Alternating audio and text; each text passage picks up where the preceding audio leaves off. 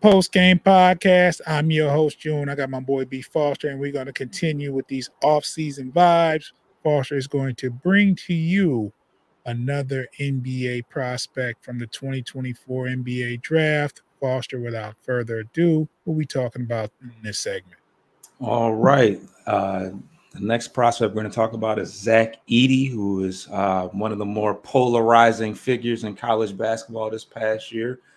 He went to Purdue. He's 22 years old, and he was elite productivity-wise. He averaged 25 points a game, 12 rebounds, shot 62% from the field, and averaged 2 blocks as well. He is the strongest and most physically imposing player coming out this year. He has rather fluid skills for a guy his size. I mean, he is 7'4". Like, he's bigger than Bojan Marjanovic, the big guy that plays for Houston. He's a little bit taller and bigger than him, but he does most of his work in the low post, utilizing his strong footwork. He's comfortable on either block, finishing with either hand, and he shot 75% from the field at the basket and 82% on rolls from the basket off of picks. He has nice hands and touch around the rim. He keeps the ball nice and high to prevent strips from smaller players, and defensively he clogs the lane and alters a lot of shots, and he only averaged 2 fouls per game. So for a big guy, he's not committing a ton of fouls, which is very easy when you're going up against a lot of more elusive players. As far as his weakness is, he's not a conventional modern day center, and his skills never developed into a more versatile game. One eye gouging stat to me was his senior year. He had 0 transition field goals.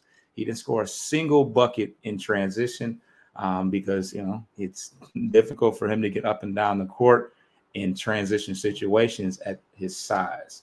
Also, for a guy that's 7'4", he only his block percentage is only 6.9%, and defensively he will only be able to guard centers. He doesn't have any versatility to guard anybody outside your run-of-the-mill centers, and he'll be disadvantaged going up against stretch bigs and ball handlers. So when you switch him out onto the perimeter with elusive guards, he's definitely going to have some trouble keeping up with them, as you might imagine for a guy his size.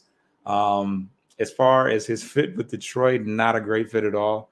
I mean, you'd have to move Duren in that situation. He's not ideal at a lottery top 5 pick.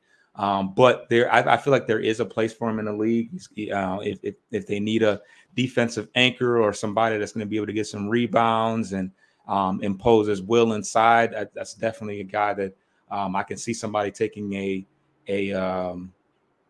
chance on. And you can't just snub your nose at the productivity at the college level. He averaged 25 points a game, 12 rebounds. So, you know, it will not translate, you know, fully to the next level, but a guy that big, there's just certain things that he's going to be able to provide for you. He's going to block some shots. He's going to get some rebounds.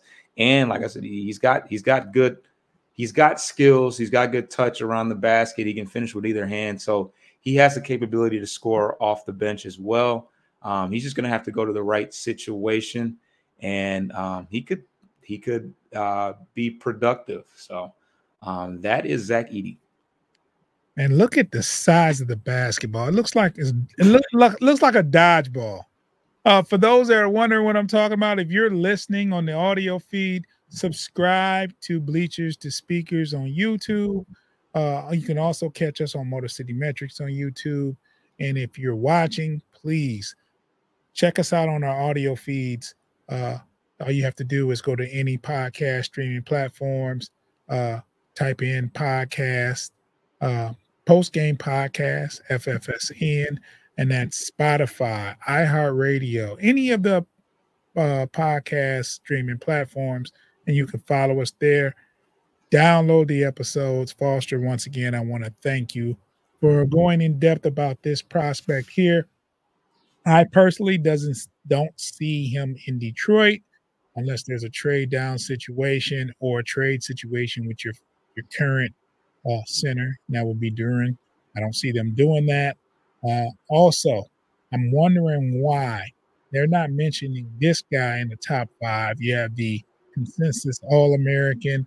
He's a big man. He's very productive. And like I said, you can't teach size.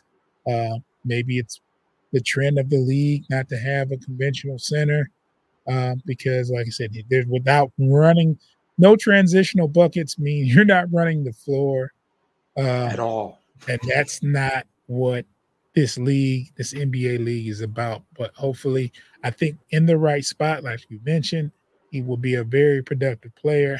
And I don't understand why he's not being mentioned in the top 10 because he's not even being mentioned there. So I think whoever gets him is going to get a gem, though, if they have the right pieces around him.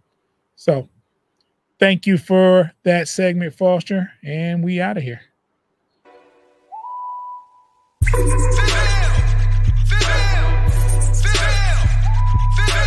Female.